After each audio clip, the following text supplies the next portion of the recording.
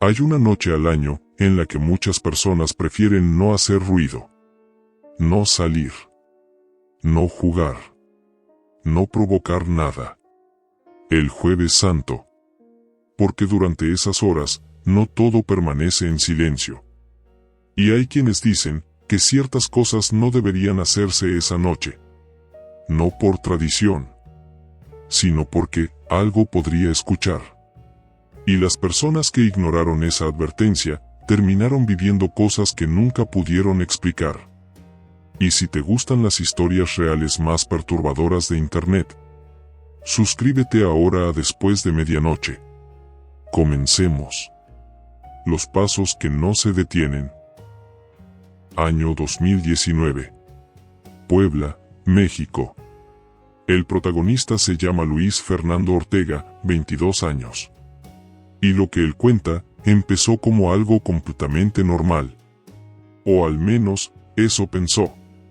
Era Jueves Santo. Y como cada año, su familia había sido clara con una sola regla: no salir de noche. No hacer ruido.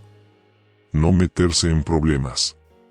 Pero Luis no era una persona religiosa. Nunca lo fue. Para él, todo eso eran solo creencias viejas. Así que cuando sus amigos le escribieron al grupo de WhatsApp esa noche, ni siquiera lo dudó. ¿Salimos un rato? No hay nadie en la calle, está perfecto. Eran 5 en total. Luis, Diego, Mauricio, Andrés y el chino. Se encontraron cerca de las 11:30 de la noche.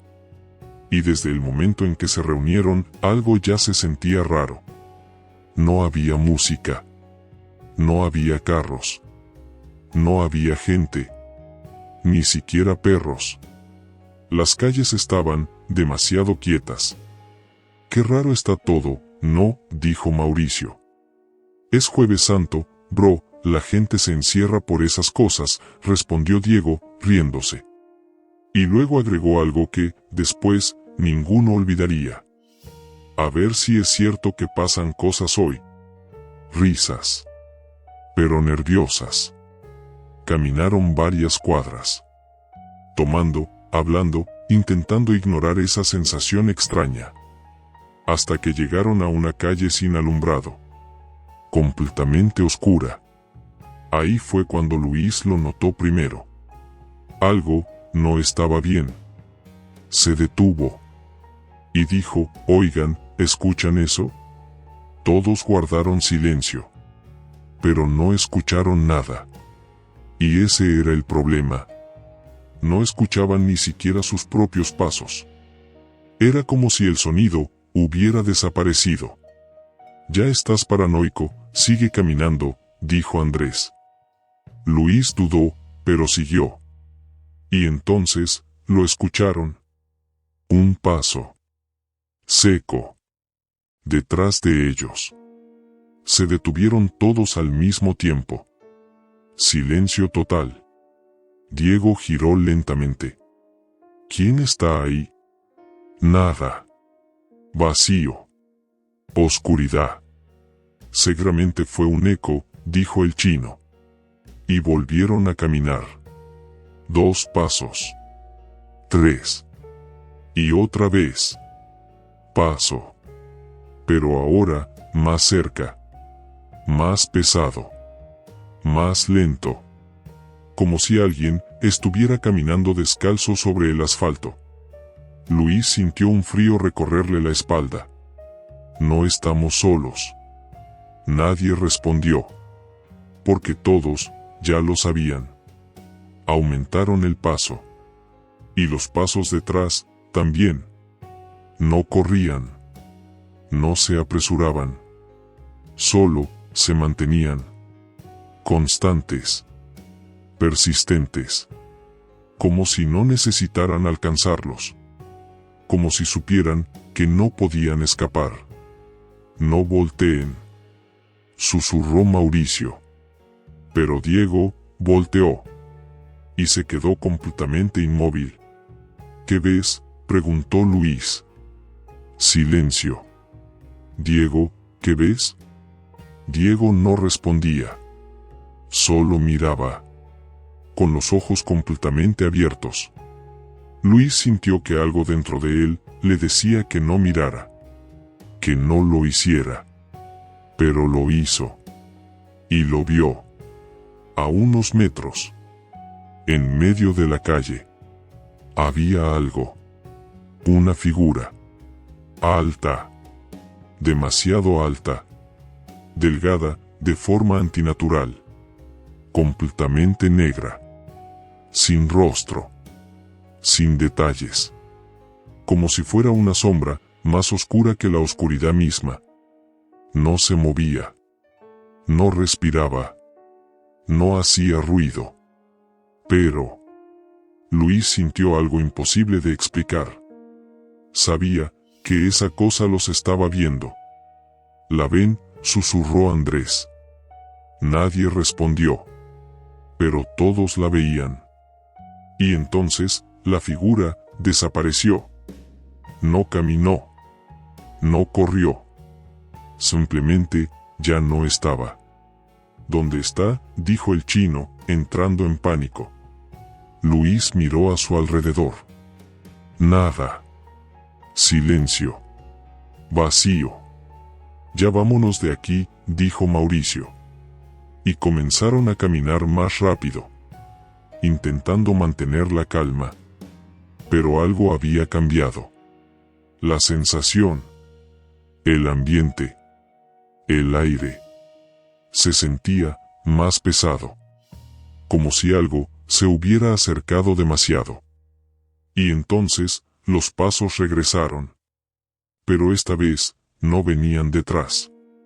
Venían a su lado. 1, 2, 3. Como si algo invisible caminara exactamente al mismo ritmo que ellos. Luis no pudo más. Corran, dijo. Y todos comenzaron a correr. Sin mirar atrás. Sin hablar. Solo correr. El corazón latiendo con fuerza. La respiración descontrolada.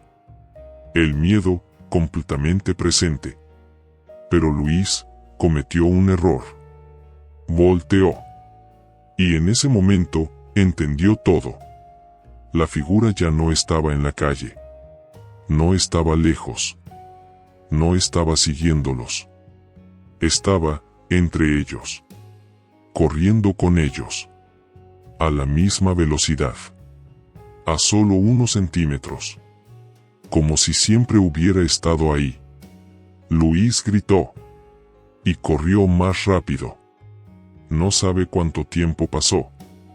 Solo sabe que cuando finalmente llegaron a una avenida iluminada, todo desapareció. Los pasos. La sensación. La presencia. Todo. Se quedaron ahí. En silencio. Nadie quería ser el primero en hablar. Hasta que Diego dijo algo que terminó de romperlo todo. No nos estaba siguiendo. Luis lo miró. ¿Entonces qué? Diego tragó saliva. Y respondió, nos estaba esperando. Después de esa noche, nada volvió a ser igual. Pero lo peor, no terminó ahí. Porque días después, Diego empezó a decir que ya no podía dormir. Que cada vez que apagaba la luz, escuchaba pasos. Dentro de su casa. Caminando. Lentos. Arrastrados. Siempre acercándose. Siempre, sin detenerse. Luis no volvió a salir en Jueves Santo. Y hasta hoy, hay algo que no puede olvidar. No era la figura. No era el silencio. No eran los pasos. Era la sensación. La certeza. De que esa cosa no apareció por casualidad. Apareció porque ellos salieron. Porque ellos rompieron la advertencia. Y porque, de alguna forma, sabía exactamente dónde encontrarlos. El juego de esa noche. Camilo Torres tenía 24 años y vivía en Medellín, Colombia. Era una persona tranquila. No creía en cosas paranormales y, como muchos de sus amigos, veía las historias de miedo como simples anécdotas para pasar el rato. Ese Jueves Santo, Camilo no tenía planes especiales. Para él era solo un día más. Pero sus amigos pensaban distinto. Eran 4 en total: Camilo, Andrés, Julián y Mateo. Se conocían desde hacía años, y como muchas veces antes, decidieron reunirse en el departamento de Andrés para pasar la noche. La idea era simple: comer, hablar, reírse un rato. Nada fuera de lo normal. Al principio, eso fue exactamente lo que ocurrió. Música baja, conversaciones ligeras, bromas. Hasta que alguien mencionó algo. Fue Julián. Dijo que su abuela siempre le advertía que en Jueves Santo no se debía jugar con cosas que uno no entendía. Que era una noche delicada. Camilo se rió. Mateo también. Pero Andrés, no. Andrés se quedó en silencio unos segundos y luego dijo algo que cambió el ambiente. Que tal vez podían probar algo. No algo serio. Solo un juego. Una especie de reto. Camilo dudó. No porque creyera en eso, sino porque el ambiente había cambiado. Ya no se sentía como una reunión normal. Pero la presión del grupo hizo lo suyo. Aceptó. Apagaron las luces. Encendieron algunas velas. El cuarto quedó en penumbra. Sombras largas en las paredes. Silencio. Andrés explicó que solo tenían que concentrarse, hacer preguntas y esperar alguna señal. Nada más. Al principio, parecía ridículo. Camilo incluso sonrió. Pero esa sensación desapareció rápido. Porque algo cambió. No de golpe. Poco a poco. El aire se volvió más pesado. El silencio, más incómodo. Como si alguien más estuviera ahí. Aunque sabían que estaban solos. O eso creían. Julián empezó a hacer preguntas. En voz baja. Como si realmente esperara respuesta. Camilo miró a sus amigos. Nadie se reía ya. Nadie hablaba. Todos estaban atentos. Esperando algo. Y entonces, Mateo dejó de moverse. Al principio, nadie lo notó. Estaba sentado frente a ellos, con la mirada fija. Pero había algo raro. Demasiado quieto. Camilo lo llamó. No respondió. Andrés encendió un poco más la luz de una vela. Y fue ahí cuando lo vieron mejor. Mateo no estaba reaccionando. Sus ojos estaban abiertos. Pero no parecía estar ahí. Camilo sintió un escalofrío. Se acercó un poco. Le dijo su nombre otra vez. Nada. Y entonces, Mateo habló.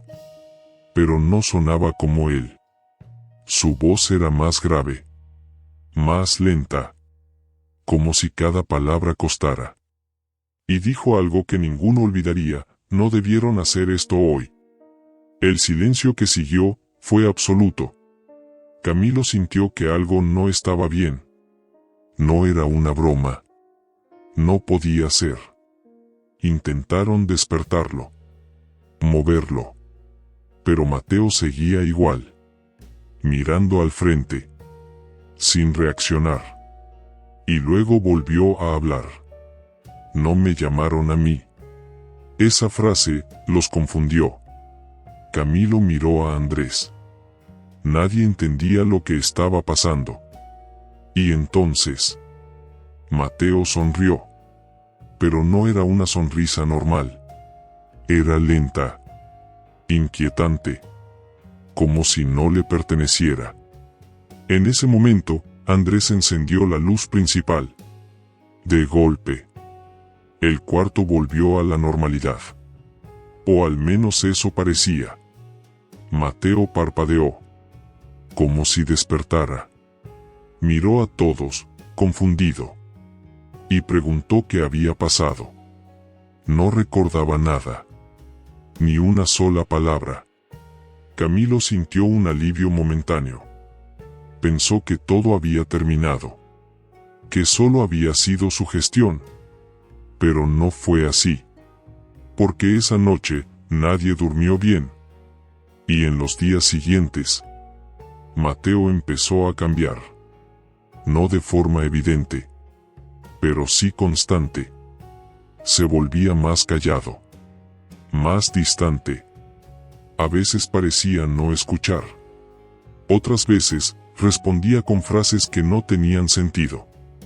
Camilo intentó hablar con él, preguntarle si recordaba algo. Pero Mateo siempre decía lo mismo: no recuerdo nada. Y eso era lo que más inquietaba. Porque Camilo sí recordaba.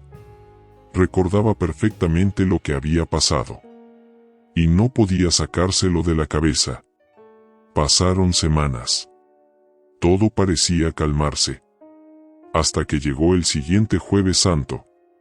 Ese día, Camilo decidió escribirle a Mateo, solo para saber cómo estaba. Pero no recibió respuesta. Intentó llamarlo. Nada. Horas después, Andrés le escribió, diciendo algo que lo dejó helado. Mateo estaba encerrado en su cuarto. Desde la tarde. Sin hablar. Sin salir. Camilo fue hasta su casa. Tocó la puerta. No hubo respuesta. Pero desde dentro, se escuchaba algo. Un murmullo. Bajo. Constante. Como si estuviera hablando con alguien. O repitiendo algo. Camilo no pudo entrar. Pero se quedó escuchando. Y en un momento, logró entender una frase. La misma. La exacta. No debieron hacerlo hoy. Camilo retrocedió, sintiendo un miedo que no podía explicar. Porque Mateo no recordaba nada de esa noche. Pero algo dentro de él, sí. Y desde entonces, cada Jueves Santo, Mateo hace lo mismo. Se encierra. No responde. No sale. Y nadie sabe qué ocurre dentro de ese cuarto. Nadie se atreve a preguntarlo. Porque todos recuerdan lo que pasó la primera vez. Y lo que dijo, cuando no parecía ser él. Y hay algo que Camilo nunca le contó a nadie. Porque la última vez que se acercó a esa puerta, escuchó otra voz.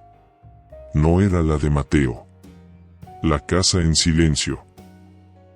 María Fernández tenía 32 años y vivía sola en un pequeño departamento en Madrid, España. Siempre fue una persona tranquila.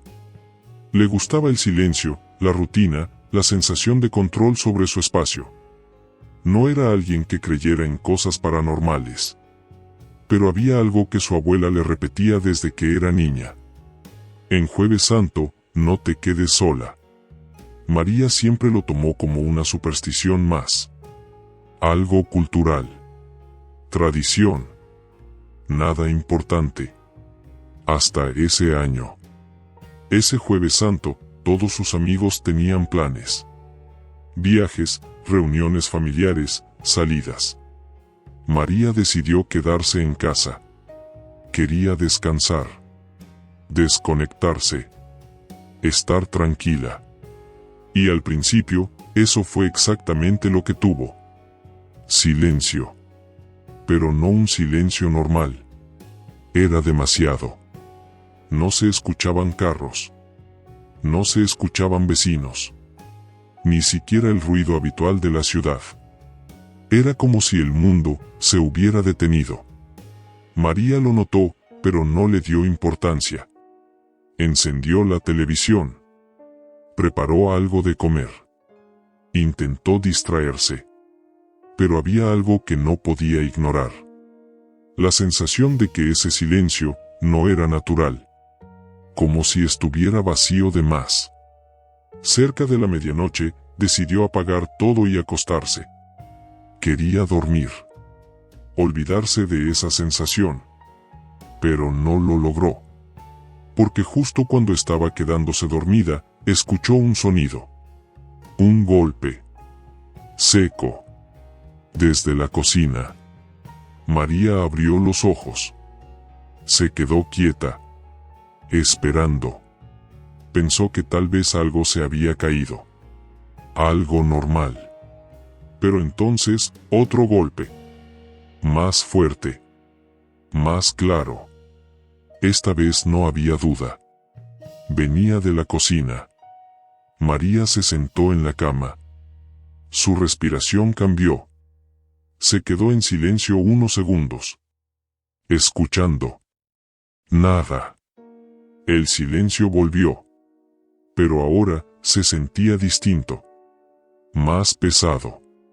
María se levantó. Caminó lentamente por el pasillo. Cada paso, más lento que el anterior. Hasta llegar a la entrada de la cocina. Y lo que vio no tenía sentido. Una de las sillas se estaba moviendo. Lentamente. Como si alguien la hubiera empujado. Pero no había nadie. María se quedó congelada. No gritó. No se movió. Solo observó. Y entonces, la silla se detuvo. El silencio volvió. Pero ahora, ya no era tranquilidad. Era tensión. María retrocedió. Regresó a su cuarto. Cerró la puerta. Se sentó en la cama, intentando convencerse de que había una explicación. Pero en el fondo, sabía que no era así. Pasaron varios minutos.